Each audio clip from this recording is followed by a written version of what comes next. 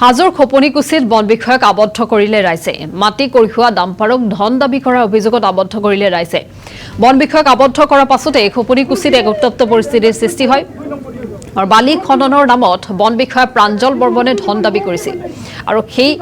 ধন দাবী কৰাৰ অভিযোগত এনেধৰণে ৰাইজে সেই স্থানতে এক প্ৰকাৰ কৰায়ত্ব কৰে আৰু তাৰ পাছতে উত্তপ্ত পৰিস্থিতিৰ সৃষ্টি হয় আৰু বন বিষয়া প্ৰাঞ্জল বৰ্মনৰ বিৰুদ্ধে এই গুৰুতৰ অভিযোগ উত্থাপিত হৈছে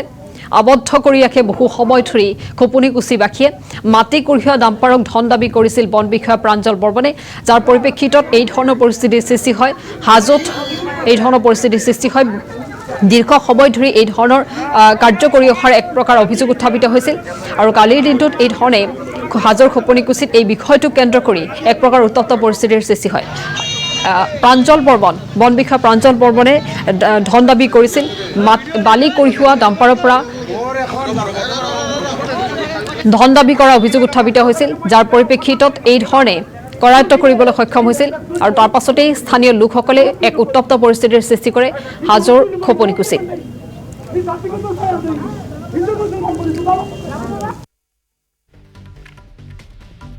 দোকানদাৰী তেওঁলোকৰ সন্মুখেদি পাৰ হৈ আগত খালী কৰিছে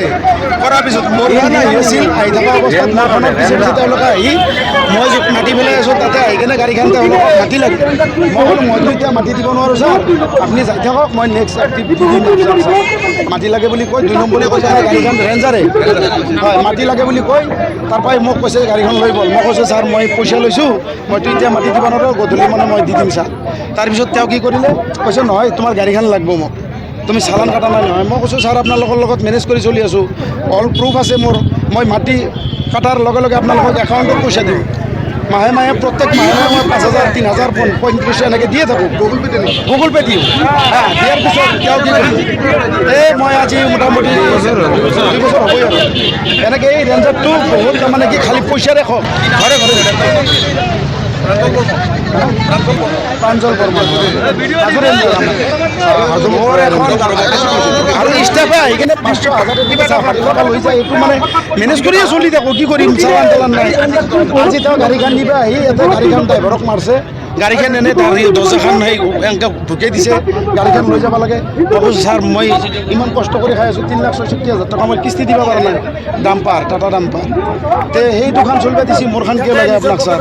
সেইখিনি কোৱাতে মোকো মাৰিব আহিছে গাড়ীখন ওপৰত দি দিব খুজিছিল তাৰপৰা মই ধুনীয়া মানুহজনো জমা হ'ল সেনেকৈ ৰেঞ্জাৰে ইয়াতে পুলিচে আহি তেওঁক মানে